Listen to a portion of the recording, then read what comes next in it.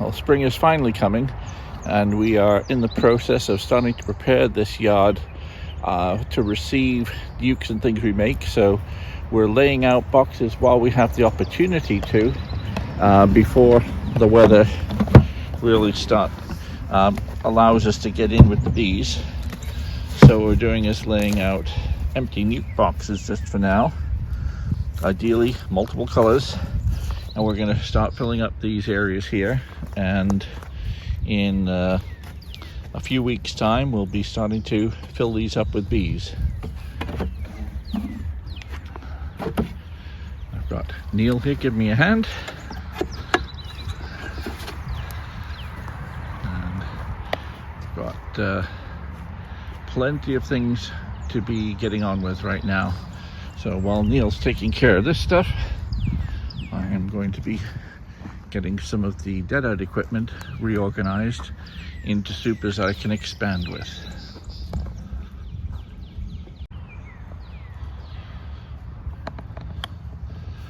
So today is the day that we'll be starting to unwrap some of the storage and put things like nuke boxes to use. Not the cardboard ones. They will receive bees as they're ready to be shipped out or picked up. But here in the pool shed, we're starting to make a dent in some of the stored equipment. And I have a few empty deep supers, the ones that were painted earlier this winter, and some supers with honey in them from colonies that I consolidated in the fall. So I've got a few supers here full of honey that we're going to put into new colonies, and I have a lot of supers here that are full of drawn comb that are going to be put into these boxes as well. So this is where my resources from last year are coming from. And also we've been out to the yards and picked up most of my dead outs, of which I had some. I'd say on the whole 5 out of 7 yards did very well.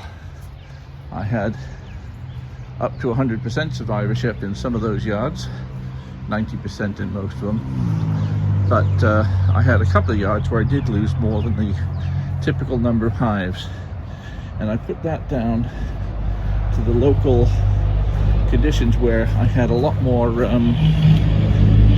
people with bees around me that were not necessarily treating for mites, and I didn't treat as frequently for mites last year as I had intended to.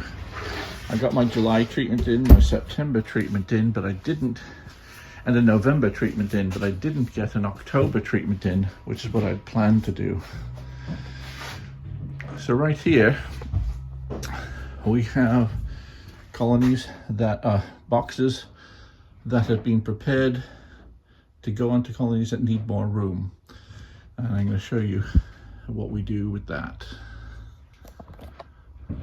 Been bringing in the colonies. I've got some colonies in a couple of yards. I lost a fair few hives, and I'm making use of that equipment here. So I've brought in frames that are predominantly filled with honey here, a few clusters of dead bees, some empty frames where the bees have eaten the honey. So I'm bringing those through, and then I'm making them ready for putting extra room on my colonies, like my Good Shepherd Food Bank yard, for example, which we saw recently, which is really full of bees. It's got lots of bees in there, and they need another super of honey. No, sorry, they need another super to expand into. But what I'm doing is arranging these frames so that there's a bit of food, a bit of foundation, and a bit of empty space for the queen to go straight up into. And I've got multiple yards that need more room, so that's what all this stuff is preparing that room to put on the other hives. My dilemma is whether I'm putting those on the top of the hive or whether I'm putting it underneath the current hive, because right now the weather is pretty poor and it's going to be pretty cold for another few days and has been cold for a couple of days. So these are the boxes I'm going to use to either expand the colonies upwards or expand the colonies downwards. And we'll talk about how I would arrange that differently in the two different ways. Alright, now, first of all, what we're going to do is show you what I do with dead-out equipment and how we make best use of those resources that the bees from last year left behind. I've got a few supers of honey left over from last year, but I've also got a few hives that died over this winter, this being one of them. I've not even cleaned it out yet, so inside here you can see there's a dead cluster of bees in here. It's always a good idea to make sure it is a dead cluster and not just a cold cluster, because when you bring it into a warm room, sometimes you find what you thought was dead is actually alive. So always be sure that you're only bringing in dead outs, not just chilly bees. Not fake outs. Not fake outs. So in terms of expanding another colony, this is a box that's going to go on top of another brood chamber. And in particular, I've got a lot of colonies that I overwintered as single deep brood chambers. And you can see from the brief video I've got here that I've got some boxes that are really full of bees. And what I'm going to do is put some more room on top of them because they need to expand further out. But in that new box, I want to make sure they have some more food resources. So I'll take frames of honey. This is mostly capped honey. And it's going to go in slot number 3. 1, 2, 3. I've got another frame of honey here. There's a few dead bees on it, so I can just brush those off. There's a brush over here. So you don't need to do anything more than lightly brush off the dead bees. A couple more. And usually I don't even take those off. That's going to go in slot number 7. No, 8. 3 and 8. 1, 2, 3, 4, 5, 6, 7, 8, 9, 10. What I'm going to put in the middle are drawn combs that have all the room that are empty. So basically, drawn deep frames that I've extracted the honey from last year. And these were stored in the tool shed over the winter time. And right now, what I have, they had brood in there, but I've extracted the honey from them, so the combs are slightly damaged from uncapping the honey. And these are going to go in the middle. The bees are going to build those combs out beautifully. So they've been former brood chambers, former honey supers. So basically these are mostly had lots of honey last year that I extracted. And I'm going to put 4 empty frames in the middle here.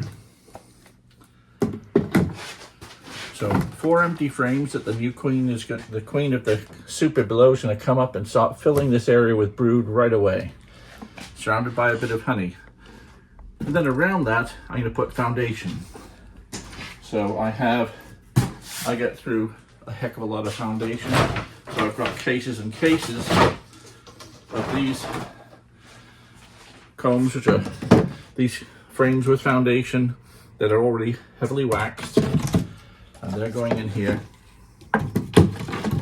And this way I'm getting more comb drawn each time I put another super on. I'm trying to get them to draw a little bit more comb out each time. So what's going to happen when this goes on top of another colony, the bees are going to expand into here. So let me just demonstrate that.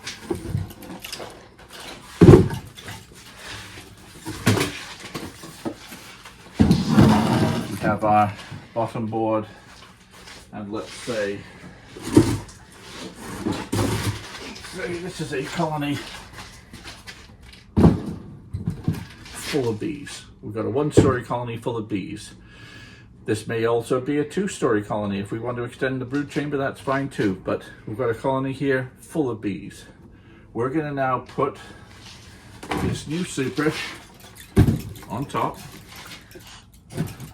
And what's going to happen is the bees will move up into here. They're going to go into these 4 middle frames. The queen will start laying in there very quickly. They have food resources surrounding those frames, And as that fills up with brood, they will then start to expand and draw the comb in this foundation here. And that's how you make good use of last year's dead outs, or the overwintered dead outs. Right, so let's talk about the choice between undersupering and oversupering. Undersupering is good when the weather is cold. Like we're in a current spell where we've got the weather that's still going down to the 20s at night and getting up to the 40s during the daytime. But later next week, it's going to be in the 40s at night and 60s or 70s at daytime.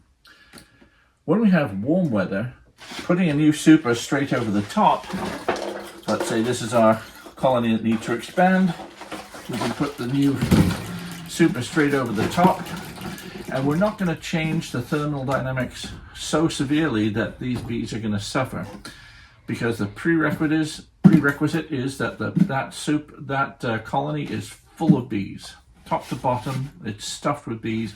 It can generate a lot of heat, and we're putting this new super on. The ambient temperatures aren't going to be so cold, and the queen will get up here and she'll start to lay in those empty frames really quickly.